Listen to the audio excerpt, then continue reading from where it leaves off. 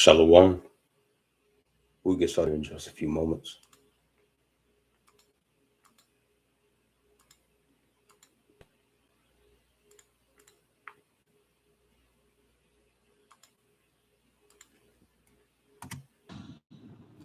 Exodus 9. Then the Lord said unto Moses, Go in unto Pharaoh, and tell him, Thus saith the Lord God of the Hebrews, Let my people go, that they may serve me. For if thou refuse to let them go, and wilt hold them still, behold, the hand of the Lord is upon thy cattle which is in the field, upon the horses, upon the asses, upon the camels, upon the oxen, and upon the sheep. There shall be a very grievous murrain.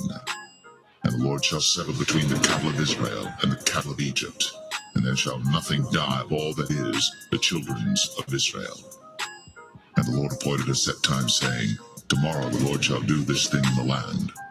And the Lord did that thing on the morrow, and all the cattle of Egypt died, but of the cattle of the children of Israel died not one. And Pharaoh sent, and behold, there was not one of the cattle of the Israelites dead. And the heart of Pharaoh was hardened, and he did not let the people go. And the Lord said unto Moses and unto Aaron, Take to you handfuls of ashes of the furnace, and let Moses sprinkle it toward the heaven in the sight of Pharaoh. And it shall become small dust in all the land of Egypt, and shall be a boil breaking forth with blains upon man and upon beast throughout all the land of Egypt. And they took ashes of the furnace, and stood before Pharaoh. And Moses sprinkled it up toward heaven, and it became a boil, breaking forth with blains upon man and upon beast. And the magicians could not stand before Moses because of the boils, for the boil was upon the magicians and upon all the Egyptians. And the Lord hardened the heart of Pharaoh, and he hearkened not unto them, as the Lord had spoken unto Moses. And the Lord said unto Moses, Rise up early in the morning, and stand before Pharaoh, and thus saith the God of the Hebrews, Let my people go, that they may serve me. For I will at this time send all my plagues upon thine heart, and upon thy servants, and upon thy people, that thou mayest know that there is none like me in all the earth. For now I will stretch out my hand, that I may smite thee and thy people with pestilence, and thou shalt be cut off from the earth. And in very deed for this cause have I raised thee up, for to show in thee my power, and that my name may be declared throughout all the earth.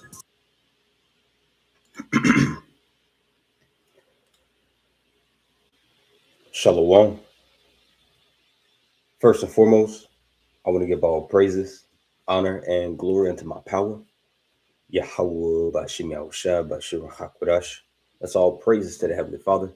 His true name in the Hebrew is Yahweh. In his son's name, who the word entity called Jesus Christ, real name in the Hebrew is Yahushua. Also give the praises, honor, and glory to the Yahweh Kodash, the Holy Spirit, which is the force and entity that makes this edification possible. I want to say shalom to all you sincere heart of Akim wa Akwat, that you brothers and sisters make your bodies a living sacrifice on a daily basis in this wicked and adulterous generation. Also want to give double honors unto my beloved apostles and elders of Great Millstone, who taught me this truth and who rule well. And I'm the brother Osmawat, here from the Great Millstone Dallas camp. All right, coming back. All right, this Sabbath morning. It's also still the Passover. Okay, it's the morning of the Passover. Through the spirit and power of Yahweh Shemal Shah, Lord's will, this lesson will be edifying unto the elect of the nation of Israel and glorifying unto the names of my power, Yahweh Shemal Shah. And I want to get into the topic at hand, as you can read the title of the lesson. Nero's message to the nation last night was damage control. Pharaoh's heart is hardened. All right. Nero's message to the nation last night was damage control. Pharaoh's heart is hardened. And, I had a chance to listen to, the whole speech after our Passover ceremony last night, driving back, to the Bayath, and first and foremost, the timing of it all, in the midst of, brothers, holding their ceremonies, last night. In the midst of that, here you got Nero, okay, aka the spiritual Pharaoh, the cruel Lord that we believe to be pursuant to Isaiah the 19th chapter, that's ruling and operating over the spiritual Egypt. Okay, had this speech last night. So just the timing in and of itself, was spiritual. You know how this speech interrupted other broadcasts, as he delivered this live speech. So nonetheless, it's highly spiritual. Before we go into this video, we're not going to play the whole video. I'll probably just play a little segment of it, but I got some info here off the chat, and of course some scriptures I want to go through. Ultimately, man, our power, Yahweh by Shemal Shai, is speaking, and he's wrapping up our captivity before our eyes. But that requires, you to be spiritual to see what the Lord is doing. All right, 1 Corinthians chapter 2 and verse 14. It says, "But the natural man receiveth not the things of the spirit of Yahweh Shemal Shai, for they are foolishness unto him. Neither can he know them, because they are spiritually discerned." That's right. If you're caught up in the flesh, if you're viewing everything from a human standpoint, from a human point of view, from a carnal point of view, you're gonna miss what the spirit is doing and saying around you. All right. Verse 15, "But he that is spiritual judgeth all things." And how are you spiritual? By allowing the words of Yahweh Shemal Shai, form and dictate, your mindset and the way you view the world. It's called having a biblical worldview. As the beloved Elder Ashawamba, emphasizes all the time, having a biblical worldview. Well, that's you being spiritual, okay? And he that is spiritual judgeth all things, meaning that everything that you see, hear, taste, touch, feel, experience, you filter that, through the scriptures. How does this tie back? How does this link to the scriptures? All right, so that wasn't, that speech that happened last night, that wasn't by happenstance or coincidence. Having a pink moon last night during the time of the Passover, that wasn't coincidence. Esau sending up NASA, which means deceive, to the moon, so called, and the mission was called Artemis 2, which is a Greek god, feminine deity. That wasn't coincidence. All that happening during the Passover. Amalek, keeping the so-called Passover, on the same day, same time that the true biblical Hebrew Israelites were doing it. That wasn't coincidence. So once again, man, Yahweh Shemash, I don't know what else the Lord needs to do to show us, man, like, hey, he's moving, he's speaking, he's talking, man. So once again, he that is spiritual judgeth all things, yet he himself is judged of no man. That's right. These people in the world, they can't say shit about us, because they're lost. They're natural brute beasts that's made to be taken and destroyed. These Pookies, these Ray Rays, the boss at your job, even your own family members. They ain't got nothing to say. These niggas about to celebrate Easter this weekend. But we have the mind of Yahweh by Shemal Shai, and we are in a highly privileged position, as that comes from the blood of the Lamb. We're going to continue to emphasize and preach, Yahweh Shai's sacrifice, all right, and him resurrected, man, because that's what all of our hope hinges on, is Yahweh Shai's sacrifice and him resurrected. All right, but let's go here to the book of Proverbs 21. Once again, as the title of the lesson says, Nero's message to the nation last night was damage control. And before we get Proverbs 21, I got this phrase, damage control. I got the definition right here. Damage control refers to the actions and strategies employed to mitigate, manage, and recover from a crisis or negative situation. All right. Now, once again, judging everything through the spirit and having a biblical worldview. Well, how can this tie into the scriptures? Does this sound familiar? Who else, performed damage control? Pharaoh in ancient Egypt. As he had his wise men, his astrologers, his prognicators, if you will. You read that in the account of the book of Exodus, when the Lord was sending those plagues. Well, Moses had his wise men, his magicians, basically do damage control. Oh, well, Yahweh, he turned the waters into blood. We could do it too. All right. Oh, he sent frogs up on the land. Oh, my wise men, they could do it too. It's damage control. See, but it's getting to a point to where, Esau, because it got to a point, just like in ancient Egypt, I believe the plague of it was either the lice or the frogs. So like the lice or the flies. Let me grab this real quick. It's going to get to a point to where, all right, Esau is going to have, okay, no explanation for things. You see, you can't explain these things away in your media, okay, anymore, and try to make it seem like you're still in control. The finger of Yahweh Shemal Shah is about to be made well known, okay, and it's going to be by the judgments. This is let me find this real quick. I think it's either Exodus 8 or Exodus 9. It's got to be Exodus 8. That's the frogs. And all of these plagues was Yahweh Shemal Shah mocking, okay, all of Egypt's gods. See, like the plague of the turn the the waters into blood. He was mocking the god of the Nile River. The frogs. Egypt had a frog god. And there's philosophies and the teaching and way of life that came along with these gods. So that was the Lord breaking down, the morale, okay, the spirituality, you see, and that's the same thing he's doing here in these times, man, with these plagues.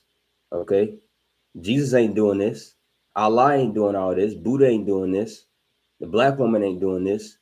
You see, you not doing this. Esau's not doing this, because just like in ancient Egypt, Pharaoh, okay, showed himself. He tried to show himself to be a god. He was worshipped as a god. See, just as Esau, okay, wants to be worshipped and is trying to be worshipped as a god, pursuant to 2 Thessalonians 2. See, but with all these plagues that our power, Yahweh Shemal Shah, is sending out, is showing this man to be no god. He's just a fucking man. All right, and you can't explain these things away, man. Okay, with your damage control in the form of your media, psychological operations, and information warfare. It's going to get to a point to where everybody's going to know who's doing these things. It's our power, man. Yahweh Shemal Shah. But let me grab this real quick. Let's read this. Yep. Exodus 8. I'll get it in NLT. The plague of insects. All right. It says Exodus 8 and 16 NLT. So the Lord, Yahweh Shemal Shah, told or said to Moses, tell Aaron, raise your staff and strike the ground.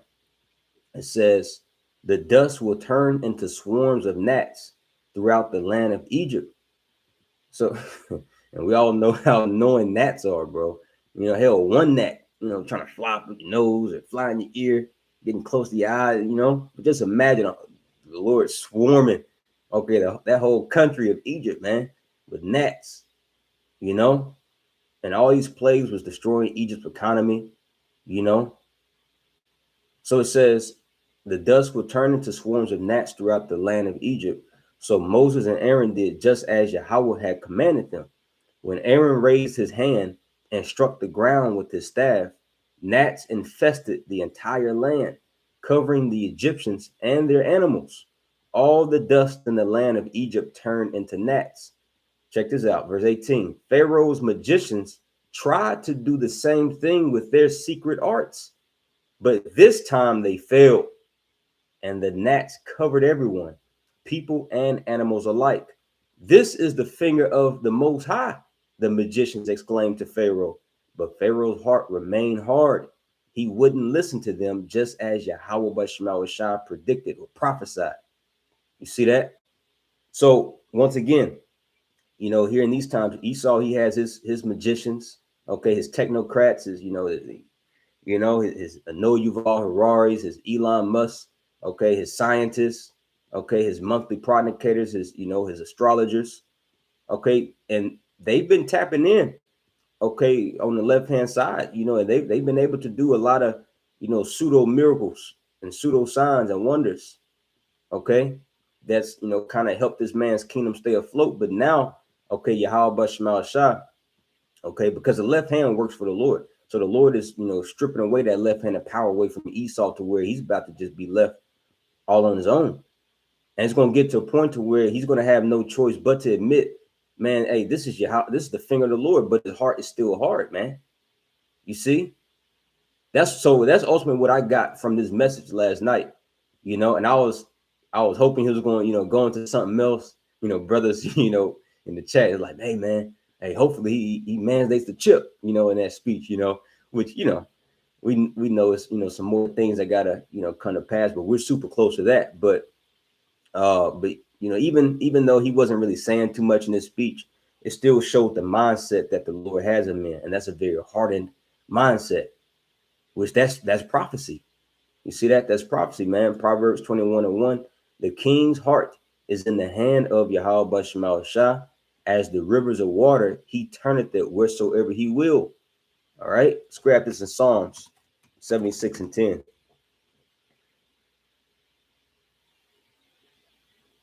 Psalm 76:10 in the NOT.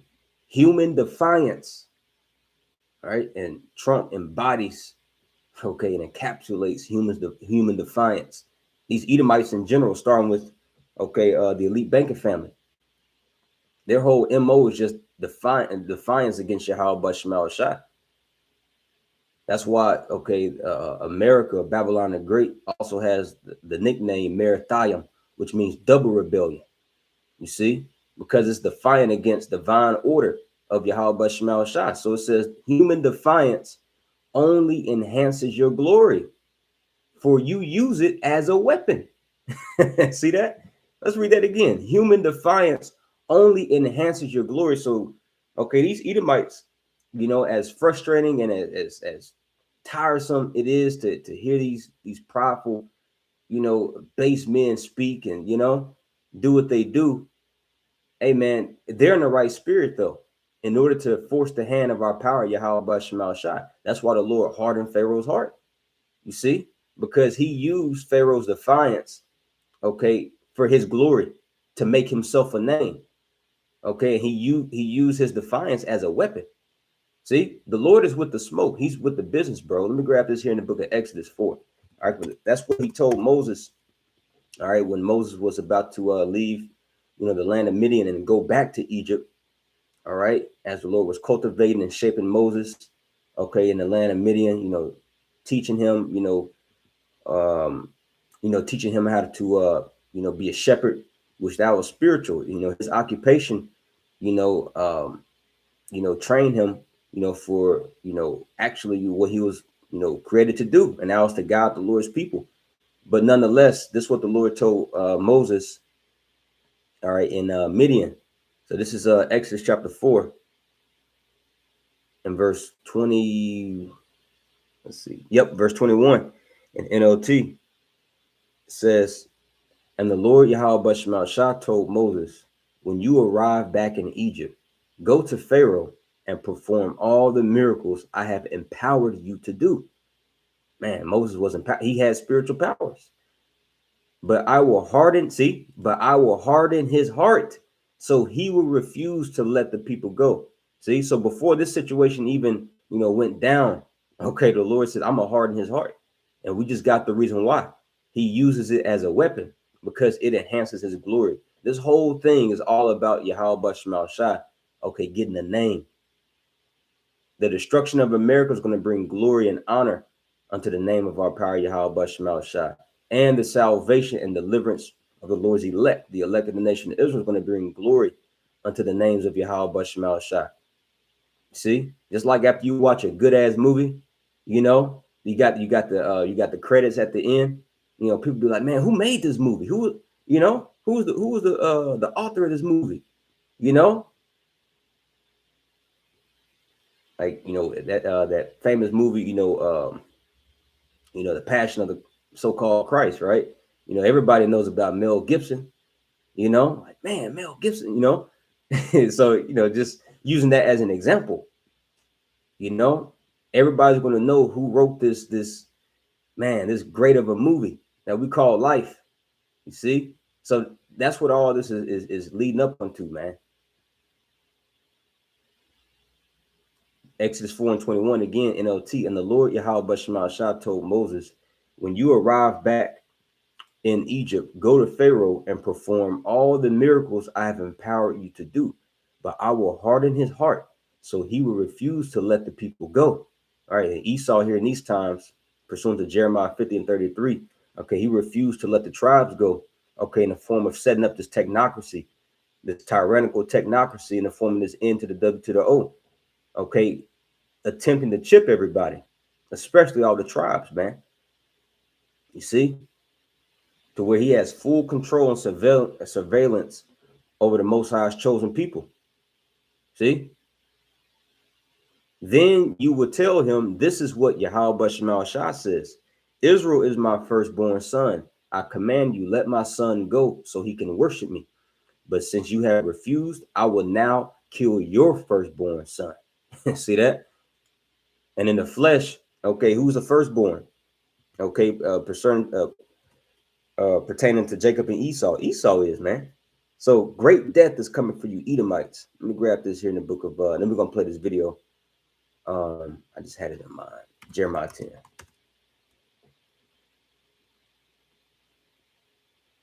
Jeremiah chapter 10, and verse 25 in the NLT. Pour out your wrath on the nations that refuse to acknowledge you. Right? All these nations, man, these heathen nations, they refuse to acknowledge Yahweh Shema Shah. So he's about to pour out his wrath. Says, on the peoples that do not call upon your name, for they have devoured your people Israel. They have devoured and consumed them, making the land a desolate wilderness. All right, so I want to go ahead and play this video real quick. This is off of NBC Chicago. You can watch it on multiple platforms, but just the one that pulled up first for me. It says President Trump, Nero, addresses the nation about war with Iran, full speech. It's 18 minutes long. Like I said, I'm not going to play the whole thing. Probably just play a little bit of it, just so you can, just in case you haven't seen it. I'm just going to play a little bit just so you can see what the type of spirit and mindset that he's in. And like when I was listening to it, like yo, man, the Lord got this devil in a very hardened mindset, But also is damage control, just like what Pharaoh was doing. His magicians trying to counteract and mimic everything that Yahweh Shema Shah was doing. That was damage control, because they know that, damn, man, we we met somebody that's stronger than us. We're going down. We're being defeated. See, and Esau's pride is injured. And if you ever play sports, what an Edomite do, whether it was basketball, football, or whatever it may be, whenever they little pride gets injured, bro, they get mad as hell. They ready to fucking kill. Like out here where I'm from, in the South, Edomites, they love hunting and fishing. Where I grew up, and I still do, I don't really do too much hunting anymore, but fish a lot. And, I be seeing these Edomites out there on the lake, they fancy boats and stuff. They ain't catching shit all day. But then, Jake pull up. I'm out there fishing. The Lord got it where I'm catching fish right in front of their face, and you could tell they just turn red as hell. It's like, damn, look at this nigger. I'm catching all these, But Esau, bro, when his pride gets injured, bro, man, he would do anything. So imagine now on a massive scale. Okay, Esau's pride is injured, bro. These Iranians fucking his ass up. So this is why he got to do damage control. He had to interrupt the whole nation last night just to say the same shit he'd been saying for weeks, like it was an important message. Nigga, you've been saying the same thing. We've won the war. Their navy is gone. Okay, you've been saying that, but where's the proof? Why are you sending more thousands troops, okay, over there every day, man? Because your ass getting towed up. But this is damage control, bro. Fair use, fair use. I do not own the rights to this video. This is for educational purposes only. Fair use. My fellow Americans, good evening. Let me begin by congratulating the team at NASA and our brave astronauts on the successful launch of Artemis 2. It was quite something. It will be. Remember, this was all during Passover, too. Traveling further than any manned rocket has ever flown, and will very substantially pass the moon, go around it, and come back home from a distance that has never been done before. It's amazing. They are on the way, and God bless them. These are brave people. We want to God bless those 4 unbelievable astronauts. As we speak this evening, it's been just 1 month since the United States military began Operation Epic Fury, targeting the world's #1 state sponsor of terror, Iran. In these past 4 weeks, our armed forces have delivered swift, decisive, overwhelming victories on the battlefield. Victories like few people have ever seen before. Tonight, Iran's Navy is gone. Their Air Force is. You said that 3 weeks ago. You had to interrupt the whole nation to keep saying the same crap, man. I'm gonna let it play a little bit more. I got some stuff here out the chat. Is in ruins. Their leaders, most of them, terrorist regime they led, are now dead. Their command and control of the Islamic Revolutionary Guard Corps is being decimated as we speak. Their ability to launch missiles and drones is dramatically curtailed, and their weapons factories and rocket launchers are being blown to pieces. Very few of them left. Never in the history of warfare has an enemy suffered such clear and devastating large-scale losses in a matter of weeks. Our enemies are losing in America, as it has been for 5 years under my presidency, is winning, and now winning bigger than ever before. Before discussing this current situation, I also want to thank our troops for the masterful job they did in taking the country of Venezuela in a matter of minutes. That hit was quick, lethal, violent, and respected by. Yeah, that's pretty much the point. Like I said, it's 19 minutes long. You know, we only played 2 minutes and 15 seconds of it. I just want to, just kind of play that just so you can see just in case you haven't seen it, so you can see the mindset that he's in. Same old mindset, but this is damage control at its finest. They're hyperinflating, and exaggerating, their previous victories, and they're hyperinflating and exaggerating, the losses of the enemy, so-called, but they're not speaking about any of their downfalls or faults, or, so this is how it's damage control and it's propaganda, but this is what Pharaoh did in the ancient world, in the form of, his magicians. But once again, it's going to get to a point to where, okay, hey, they're going to have no choice but to admit, man, hey, this is the finger of the Lord, bro. You can't try to soothe these things away through your media. Okay, when these plagues get more up close and personal to everybody, you see, because the Lord is known. I believe a brother put that up too, by his judgment. Psalms 9:16. Psalms chapter 9:16. It says, the Lord Yahweh by Shema is known by the judgment which he executed. See that? The wicked is snared in the work of his own hands. And who's the wicked? Esau, Edom, Malachi 1:4. And the Lord got this nigga in a quagmire, in a trick bag, okay, by the work of his own hands. Esau put himself, okay, in this sticky situation. How? By his pride, man. See? Higion Selah. Meaning pause, think about that, bro. Because, hey, man, we meditate upon this all day, every day, bro. Like, man, the Lord is really doing this. He's really doing this, man. So I want to read this here off the chat. I typed in, countries that lose in war do damage control through media. It says, yes, countries that lose or are losing wars often try to shape the narrative afterward through media. That's not unique to any one nation. It's a recurring pattern across history, right? It's nothing new. Scripture says there's nothing new under the sun. So, okay, we're in spiritual Egypt. Okay, well, did ancient Egypt do it? Did Pharaoh do it? Yes, and we got some examples out of it, earlier. So it says, but it's more accurate to call it information control, propaganda, or narrative framing rather than just damage control. Here's how it typically works. Number one, reframing the outcome. A defeat may be presented as a strategic withdrawal instead of a loss. See that? Oh yeah, we gotta take our troops out. We've already won the war, but not admitting that you lost. It says, or a moral or ideological victory despite military failure. A temporary setback. Check this out. This is what caught my eye. It says, a defeat may be presented as a temporary setback in a longer struggle. What has Trump been saying? Short-term pain for long-term gain. That's literally what this is saying. A temporary setback in a longer struggle. You see that? So this is propaganda. This is damage control, man. So these niggas losing and they know it, but they're not going to tell you that because their pride is injured.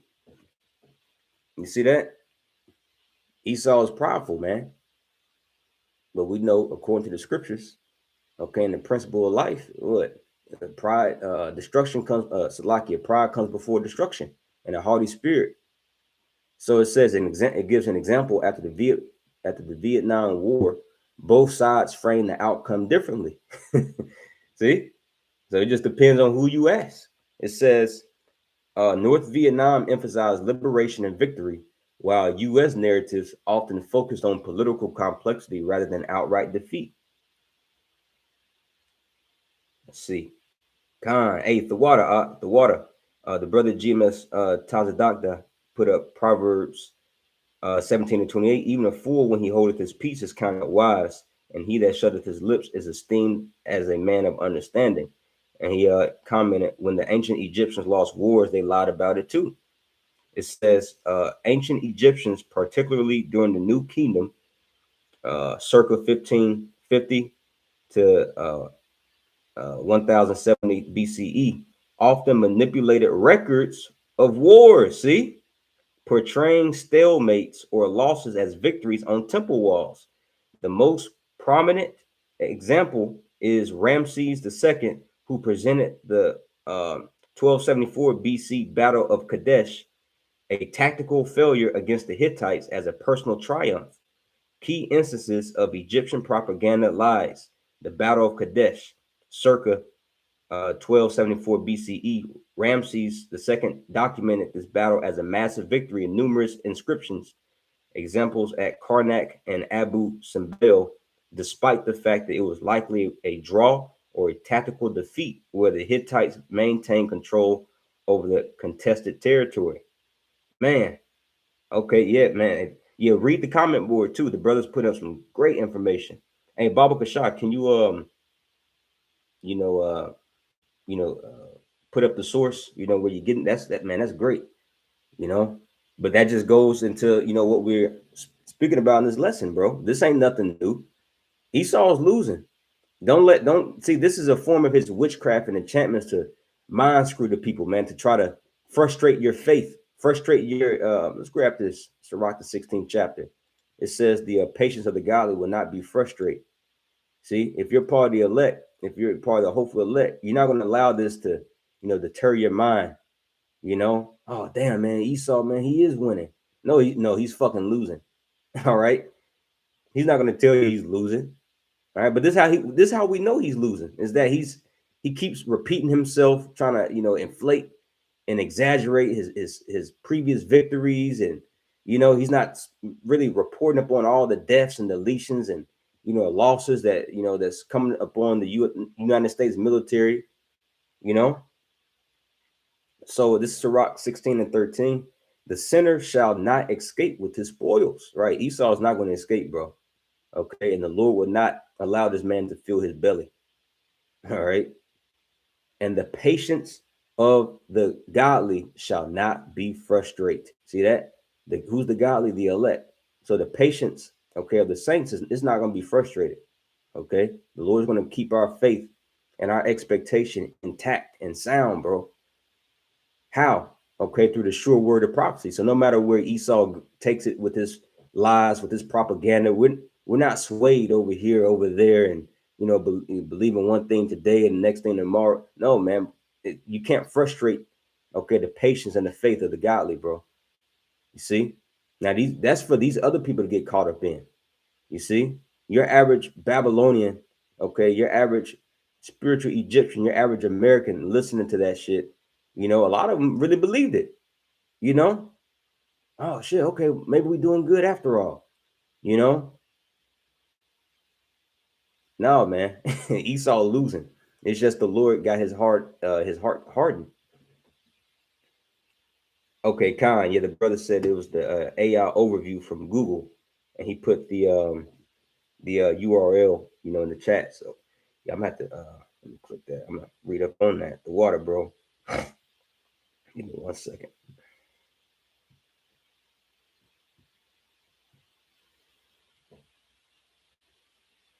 Okay, yeah, I'm gonna have to save that. That's some good stuff. So yeah, it's nothing new. Now, let me grab that scripture. Ecclesiastes 1. Ecclesiastes chapter 1 and verse 9 in the NLT. It says, history merely repeats itself. It has all been done before. Nothing under the sun is truly new. You see? So just like that article the brother put up and examples that we went through, okay, with ancient Egypt in the book of Exodus, all right, it's been done before. And Elder Yashawama brought out some info about how, the ancient pagan Roman Empire, they did the same thing. Particular battles and skirmishes that they lost, they distorted, and basically just lied about, the outcome of things. So it's nothing new. Verse 10, sometimes people say, here is something new, but actually it is old. Nothing is ever truly new. Right. And when you understand prophecy, okay, you have understanding of the past, the present, and the future. Prophecy is just basically the history repeating itself, just in a different way, but it's the same thing. So that's why we can pull from these ancient accounts and link it until 2026. All right, this is Wisdom of Solomon 8. Yep, 8 and 8 in the G&T. It says, do you want to have wide experience? Meaning you want to have a lot of experience. Wisdom knows the lessons of history. See that? Wisdom knows the lessons of history, and wisdom is what makes you a prophet and a friend of Yahweh Shema Shah. So the prophets, they just don't know, okay, prophecies. Okay, in order to really understand the prophecies, you got to know the history. As our beloved, Apostle Gabar says all the time, in order to understand the mystery, you got to know the history. So it says wisdom knows the lessons of history and can anticipate the future, meaning you're going to know, okay, what's going to play out. You're going to know the outcome in the future, because the Lord likens his judgment. Oh man, we got to get that. What are y'all bushing out shot? He likens his judgment as into what? 2nd Ezra chapter 5. As it, verse 42. And he said unto me, I will liken my judgment unto a ring. See? So his judgment is likened unto a ring. What goes around comes around. Right? It's just going in circles. like as there is no slackness of the last, even so there is no swiftness of the first. Let's go back to Wisdom of Solomon, and then we'll go back to the chat. Wisdom of Solomon 8 and 8. Do you want to have wide experience? Wisdom knows the lessons of history and can anticipate the future. She knows how to interpret what people say and how to solve problems. So through the wisdom that Yahweh Shema Shah has given unto us, and we say that humbly and meekly, we know how to interpret what Nero's really saying. And communication is more than just words. Most communication comes from body language, the emphasis that you put on certain words and certain phrases, so he's able to manipulate the masses that can't extrapolate, like what Apostle Rakabi saying, you got to extrapolate. Esau can manipulate the masses that don't know how to extrapolate and discern things through the spirit. See, but this wisdom that the Lord has given us causes us to extrapolate, man. You could read body language. You could damn near read somebody's mind with this wisdom, bro. This ain't no light thing.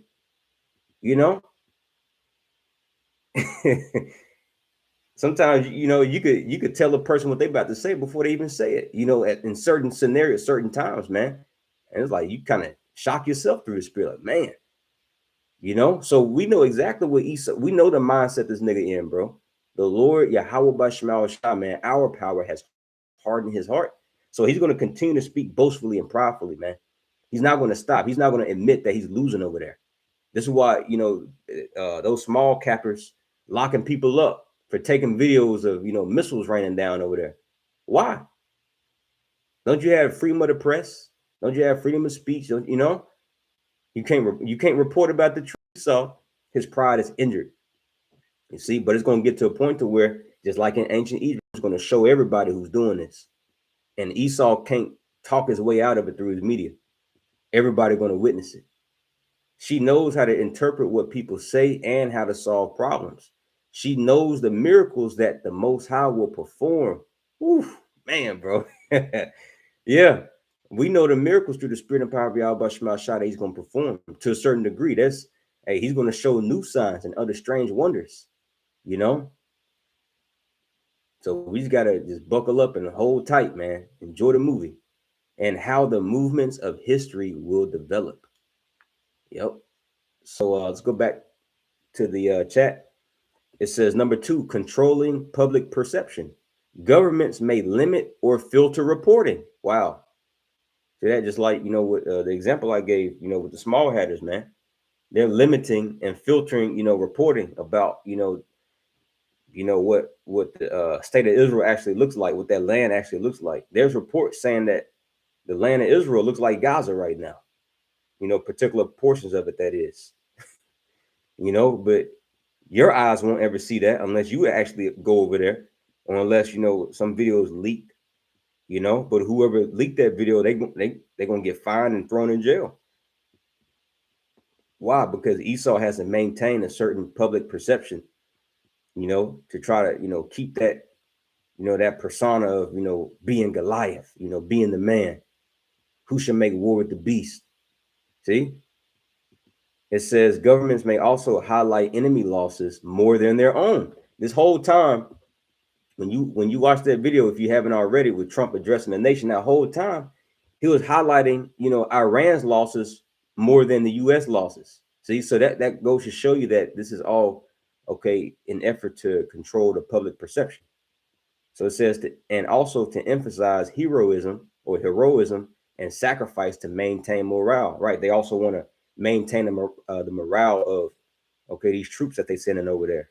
Because if Esau was to admit, okay, yeah, we're losing this, we're losing that. Okay, well, those soldiers that's being shipped over there, their morale is already crushed before they even, land. You see, so this is really, to also, boost up their morale, so they can just be sent to the slaughter. Okay, with confidence, for lack of better words. It says during the World War I, several European governments tightly controlled media to avoid panic and sustain support even when things were going badly. See that? That's in World War I, and we're in the Third World War. So it's going to be even on a more massive scale. So number 3, shifting blame. Losses are often attributed to internal betrayal or poor leadership. See, he always blames Sleepy Joe, the last administration. You see, basically he got to clean up what Sleepy Joe messed up. No, man, all you Edomites are messed up. It's just, the Lord is just bringing you out of power. It says losses are often attributed to internal betrayal or poor leadership, external factors like weather, allies failing. Oh, that's another thing, and the Lord has put a spirit upon your allies, man, to lay a wound under thee, and Esau's is, Nero is basically severing, Babylon, this great horde, away from the allies even more. And that's all prophecy. Elder Pastor Hard just did a video a few hours ago entitled Revelation 17 and 16 is a trending topic, or something along those lines, and our apostles, man, been prophesying about this for decades when nobody else can see it. You see? So that's why scripture says, Ezekiel 33 and 33, when this cometh to pass, lo, it surely will, then you shall know a prophet have been among you. Okay, the prophets are here, man. To Wadi how Bashmal shot for that. Because the prophets have been sent, for our help, as it says in 2nd Ezra, the 2nd chapter. The prophets are here to help you out, to give you vision. Scripture says where there's no vision, the people fail. The people perish. All right, it says number 4, preserving national identity. See, they want to preserve that, who shall make war with the beast, image in the eyes of all these other nations. But these other nations, they see America's weak points. They see America's soft spots, man. They see the proverbial Achilles heel, of Esau. So yeah, they're not going to attack your strong suits. They're going to attack that Achilles heel, you know, and that's straight of her moves, man. Hey, that's definitely an Achilles heel, you know.